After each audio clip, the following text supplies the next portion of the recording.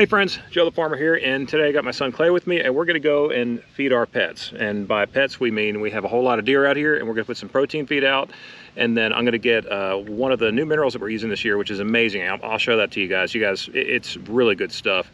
And if you could see behind me, I don't know if you can or not, between Clay and I, but we have two Boss Buck 350-pound feeders. We're going to go ahead and get one of those out, and I can't think of a way to fit that on the UTV, so we're going to take the truck out there and use that as our UTV today. Plus Clay will be a little bit more comfortable. But anyway, come along with us. Let's go, let's put some protein feed out there and some minerals and see what else we get into. You grab that leg.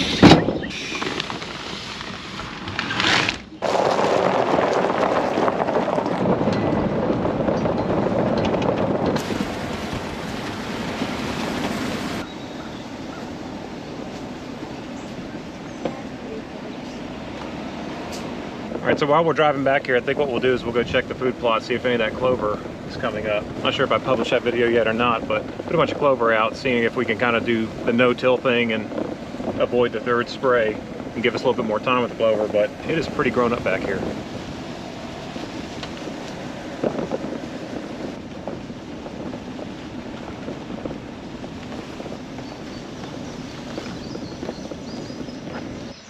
So we've been doing this little series on no-till food plots, and I've sprayed it twice, killed everything off. This plot has always been a weed issue. I've tilled it, and this time we were just like, we're gonna kill everything we can in here. I cast a bunch of clover seed out here from my friend Paul from Whitetail Food Plots USA, and it looks like there's a little bit of germination in here. I have hit this with a little bit of fertilizer, so we'll see what happens. It's a gamble, but worst case scenarios, I'll till it up and start over. But there is some germination coming in. See all these little things popping up? These are all little clover.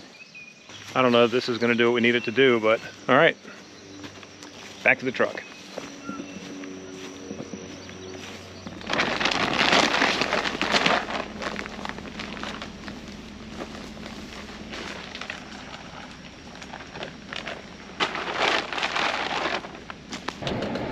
If we could do it without four-wheel drive, I'm be impressed by Chevy.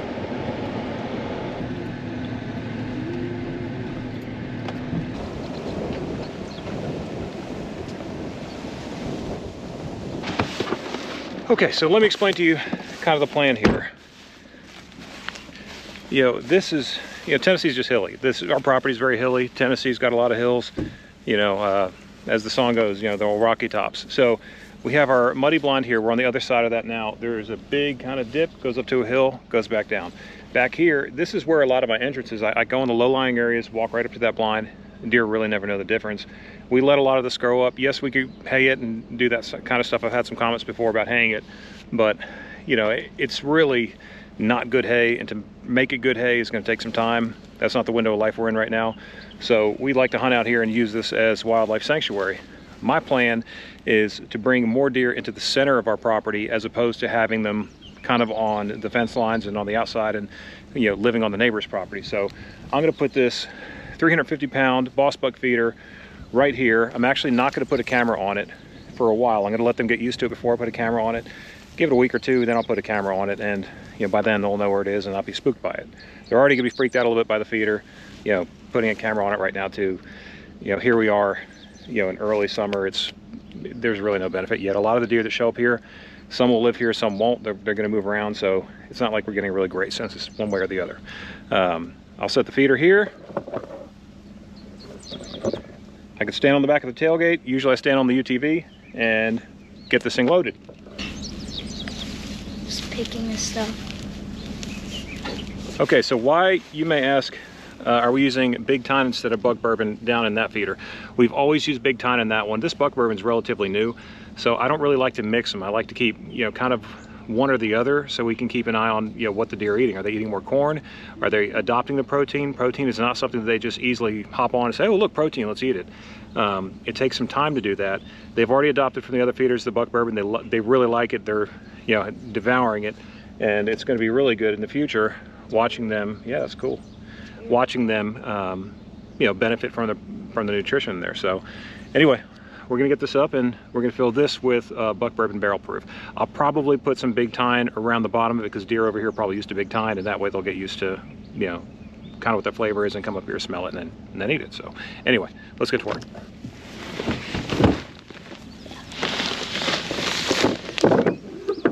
All right, so I think I want to have it over here.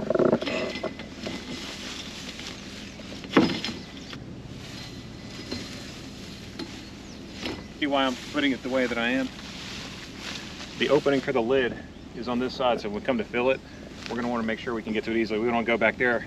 If you look over here, there's a bunch of deer bedding already, so this is clearly a spot they're using.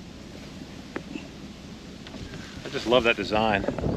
It's windy out here, also. Sorry about the audio, but again, 350 pounds. 350 pounds of not having to come back here a whole lot. With like the 200 pounders, you have to come back a lot more often, but these, you know, they're great. All right, hop in, buddy, because we're going to back the truck up and I'll just unload those.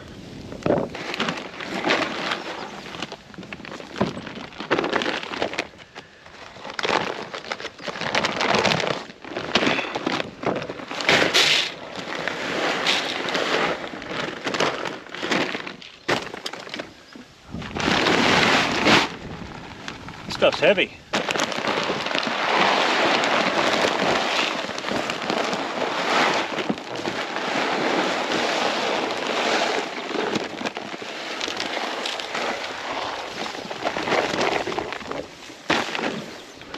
Okay, on the first fill, I do not want to make it completely full, just for the sole reason if they don't find it, I think they will, but if they don't, I've got to do something with all the speed. So we're going to close this one up. It's pretty full. Let me take a look here.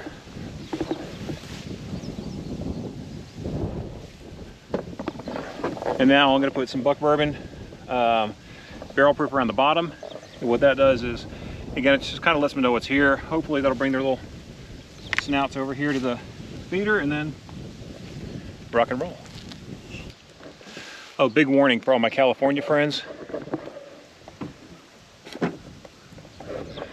This is really dangerous in California, you know, so just be careful. Why? California. It's okay, buddy. They don't know we're here.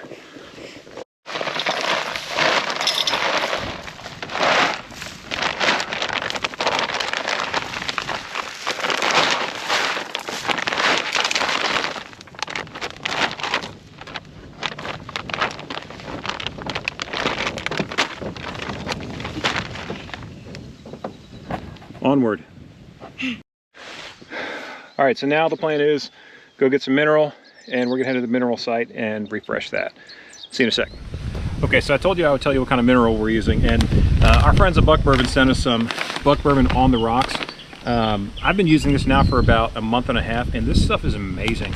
It smells like cinnamon and sugar and all the things that you'd think deer would want, as well as it has a bunch of Himalayan rock salt in there. They call it pink sea salt, Himalayan sea salt, whatever it may be, but you can kind of get an idea looking in the bag with all those crystals in there. This stuff is really, really good stuff, high quality stuff. They sell it at TSC and a couple other places, but you can also get on Buck Bourbon's website. But anyway, the on the rocks stuff is what we've been using pretty much exclusively. I haven't used anything else this year and been super, super happy with it. So my friend George owns the company. Full disclosure, as I've always tried to be honest with you guys, he sent me this stuff, which I very much appreciate. But you know, I will absolutely buy it in the future because it's really high quality, good stuff, and that's what we want to use out here. If I'm going to be out here sweating myself to death, Clay has already abandoned me. He doesn't, you know, he's inside watching TV now because it's hot. But at least we have a nice breeze, and you know, it's not nuclear hot just yet. But these deer are going to need this mineral. They're going to need the salt, and we're going to give it to them. So let's put it out. I really need to sharpen my knives. You know, I have a great knife sharpener. If you all like to see a knife sharpening video, let me know in the comments, because I can show you all how to sharpen these kinds of knives and your kitchen knives to make them like brand new again. We almost got rid of our kitchen knives and got a new set, and then I was like, you know, let me see if I can't get a knife sharpener. I've learned how to do it, and I've gotten pretty good at it. So if you guys want to see that, let me know. I want to get this bag open, just give you a better look. Pink salt, some minerals. Again, there's like a really good cinnamon, almost like a nutmeg Christmas kind of smell. I mean, it smells fantastic. But I've put this out before, and within 24 hours or less, there's deer all over it, because they clearly can smell this stuff from a long way off, and you know, you kind of get an idea. Again, I'm kind of going on about this stuff, but I'm really, really happy with it. And it almost works as an attractant as well as a mineral. Sometimes people will say, well, just put rock salt out there, it'll work. It will work, but the challenge with just rock salt is you're not getting all the complex minerals in there. This particular one has calcium, phosphorus, salt, magnesium, zinc, manganese, copper, iron, iodine, cobalt, selenium, vitamin A. This is the kind of thing where, not to go on a tangent here, but people think that you just buy a bag of something, throw it on the ground, and you're going to get big bucks. You won't. That's not the way that it works. Genetically, the way that it works is if you have a piece of property and you own the property or you lease it, it may be 2 generations of deer before you really start to influence your herd. The deer that are taking it now, it's not going to do a whole lot for them, but it will do a lot for their offspring. Their offspring will then be healthier, have much better genetic disposition and genetic profile, and then their offspring will carry that, and then it kind of goes from there, and they will have their entire life in utero from the part where they're breeding and having their own babies or fawns, and that's when you really start to get genetic growth. Finally, you got to let them walk. So if you have a 2-year-old buck that's walking by, it looks great, let him walk. Yes, your neighbor may shoot him, but that's on them. That's not on you. If you wanted to grow big, big bucks, this is the kind of stuff that this in time is really what it takes. This is not easy. If you want to go out there and just shoot a doe or shoot a buck, that's fine. But if I was on public land, I'd be a lot less picky than I am here. But this is our home. We plan on having this place for the rest of my life and my kids' lives and my grandkids. So whatever we can do to kind of influence that herd, we want to do. Tangent over. Let me put the mineral out. Sorry about that.